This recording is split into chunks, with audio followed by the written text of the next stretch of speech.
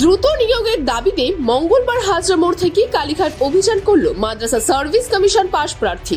চাকরি প্রার্থীদের অভিযোগ 2013 সালে মাদ্রাসা সার্ভিস কমিশনে দেওয়া বিজ্ঞপ্তিতে শূন্য পদ ছিল 3183টি, কিন্তু মাত্র 1500 জনকে নিয়োগ করা হয়। সেই নিয়োগেও প্রচুর দুর্নীতি হয়েছে। বাকিদের নিয়োগ কবে হবে তার জবাব দিতে পারছে না কমিশন। সংগঠনের সভাপতি মনিরুল ইসলাম জানান, পুলিশ প্রতিশ্রুতি দিয়েছে আগামী রবিবারের মধ্যে তাদের সঙ্গে মুখ্যমন্ত্রীর বৈঠক হবে। সেই প্রতিশ্রুতি পূরণ না হলে বৃহত্তর আন্দোলনে যাবেন তারা।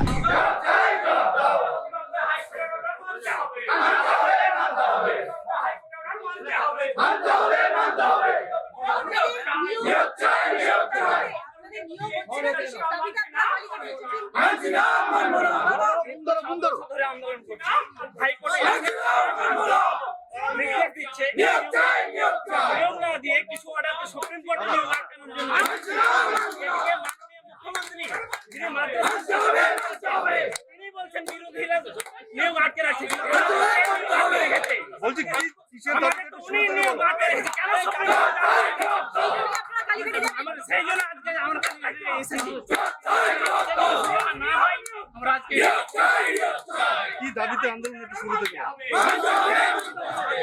আন্দোলন করছি ছিল 2018 সালে নিয়োগ হয় মাত্র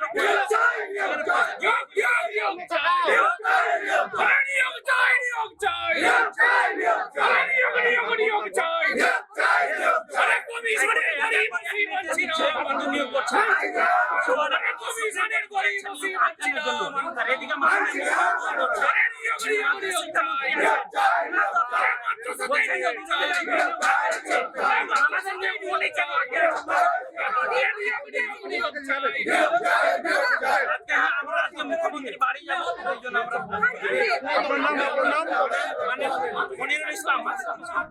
আমরা দাবি করছি যে আমাদের সুষ্ঠু নিয়োগ হোক। মাননীয় মমতা ব্যানার্জি একটা মাত্র নোটিফিকেশনে নিয়োগ হয়েছে, তাও সুষ্ঠুভাবে নয়।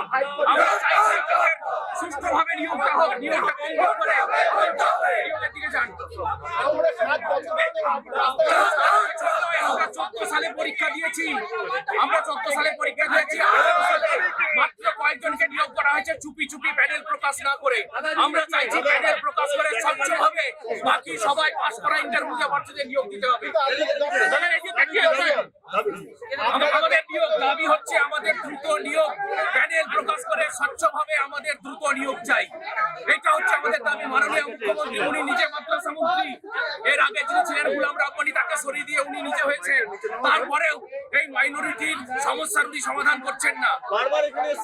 আমরা বারবার এখানে আসছি, কালীঘাটে আসছি, কিন্তু পুলিশ আমাদেরকে আটকে দিচ্ছে, তার কাছে পর্যন্ত পৌঁছাতে দিচ্ছে না। আমরা আপনাদের মাধ্যমে আমরা এগিয়ে যাবো। আমরা আজকে এগিয়ে যাবো।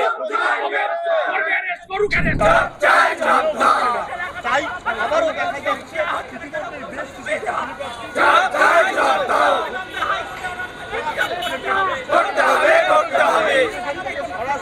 তারা হাজরা মোড়